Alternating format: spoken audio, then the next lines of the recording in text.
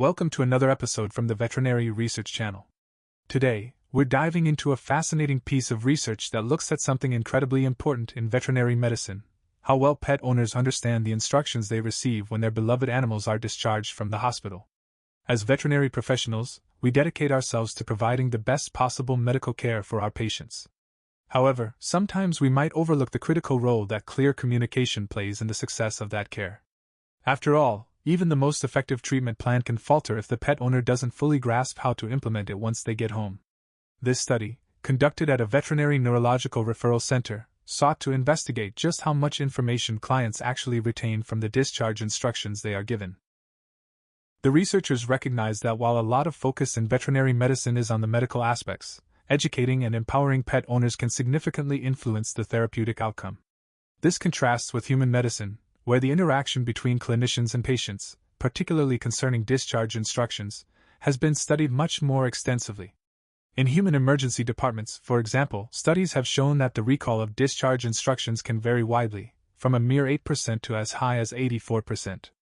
Furthermore, research in human medicine has indicated that providing written discharge instructions can improve a patient's understanding and their ability to follow through with things like medication administration. Given this evidence from human healthcare, the authors of this study recognized a clear need to conduct similar investigations within veterinary medicine to bridge the gap in our understanding of clinician-pet owner communication.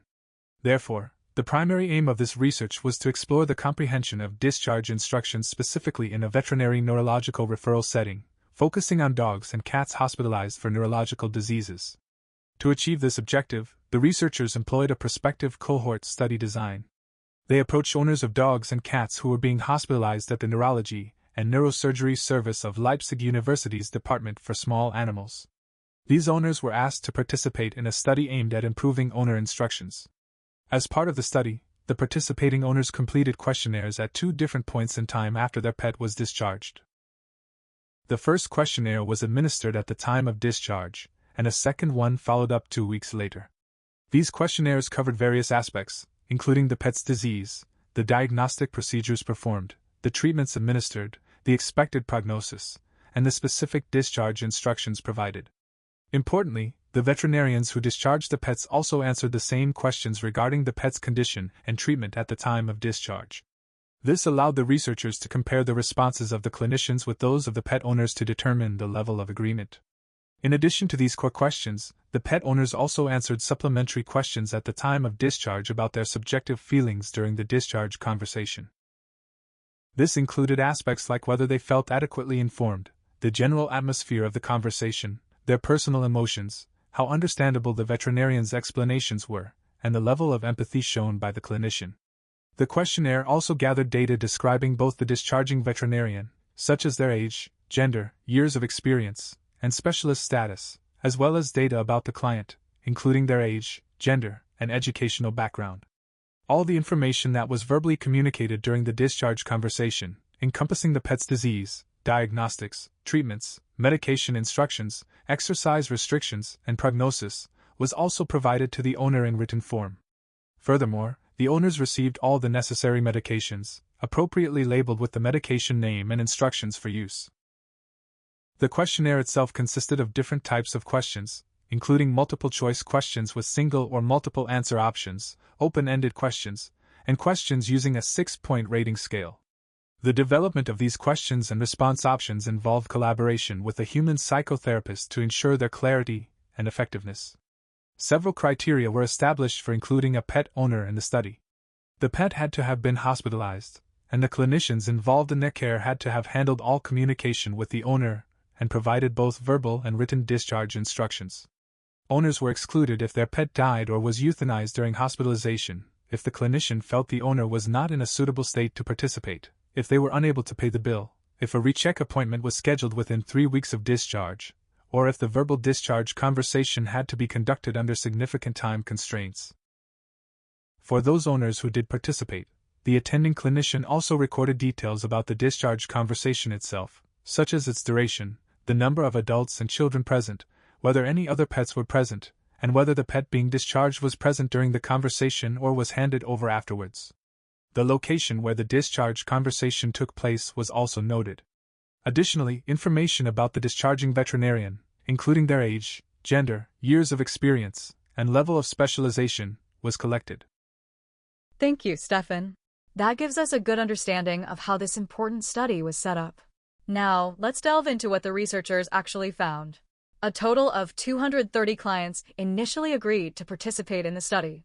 Of these, 151, which is about 66%, responded to the first questionnaire immediately after their pet's discharge. A smaller number, 70 clients representing about 30%, completed both the first and the second questionnaire 2 weeks later. 9 additional clients only completed the second questionnaire, bringing the total number of responders included in the analysis to 160. The majority of these pet owners, around 61%, chose to complete the questionnaire online. The study population consisted primarily of dog owners, with about 81% owning dogs and the remaining 19% owning cats.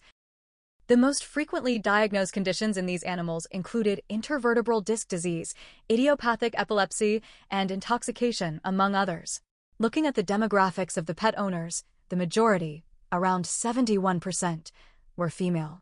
Approximately 28% were male, and a very small percentage identified as non-binary.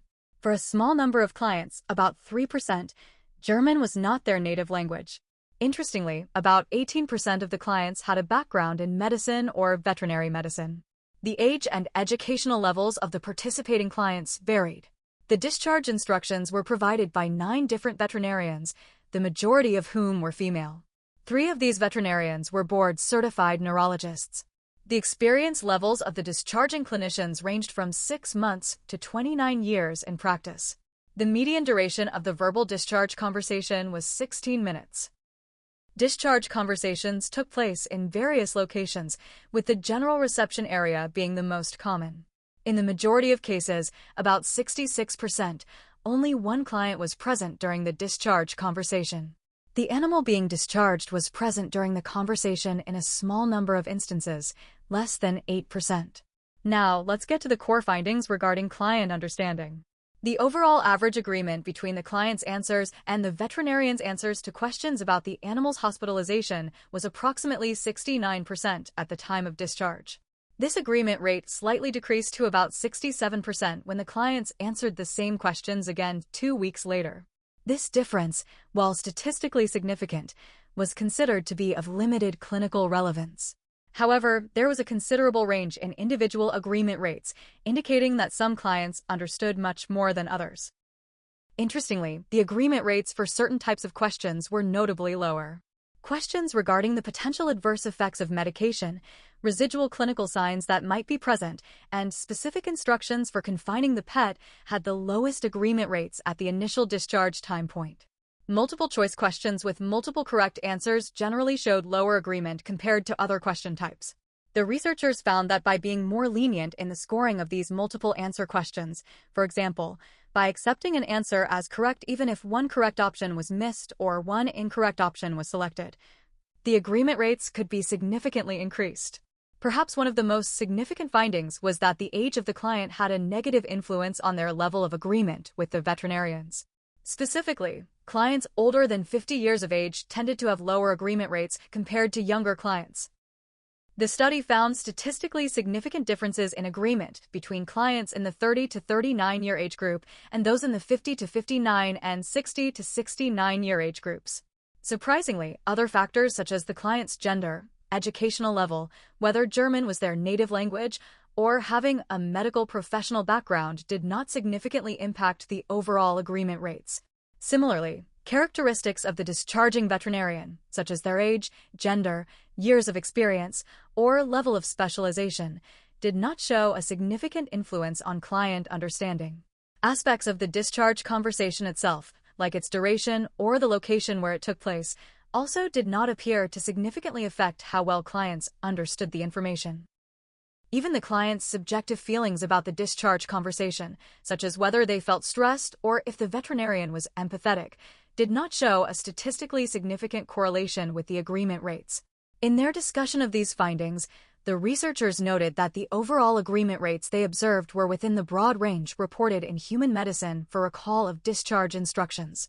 The slight decrease in agreement after 2 weeks was not considered a major concern, though they acknowledged that they did not know whether clients were relying on memory or their written instructions when answering the second questionnaire.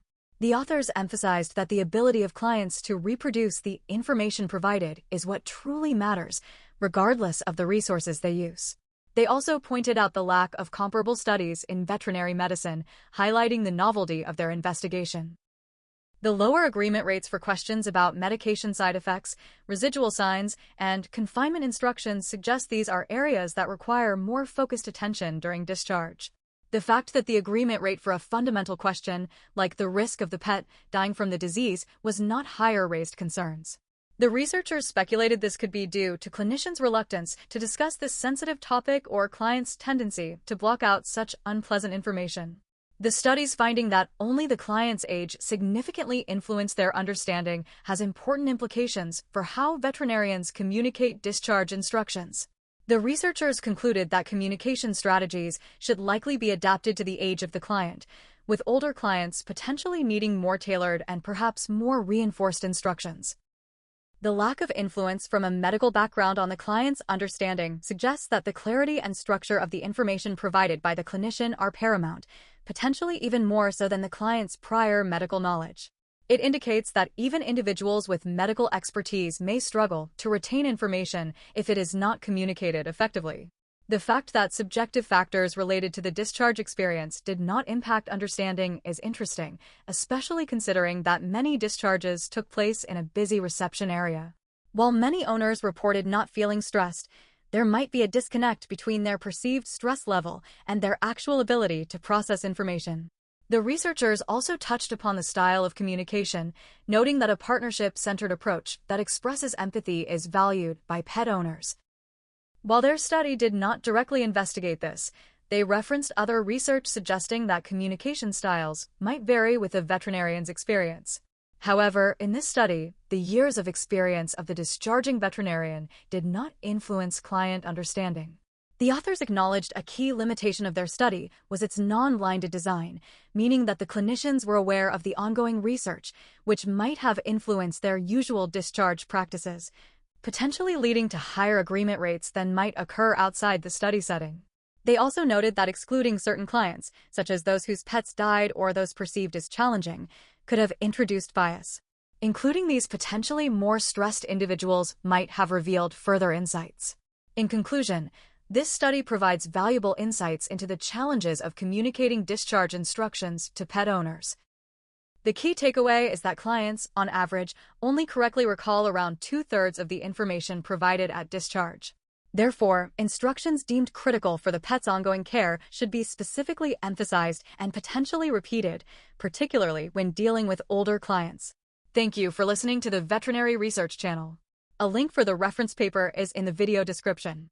Remember to test your knowledge by answering the questions in the description, and as always, keep those minds inspired, hearts light, and tails wagging.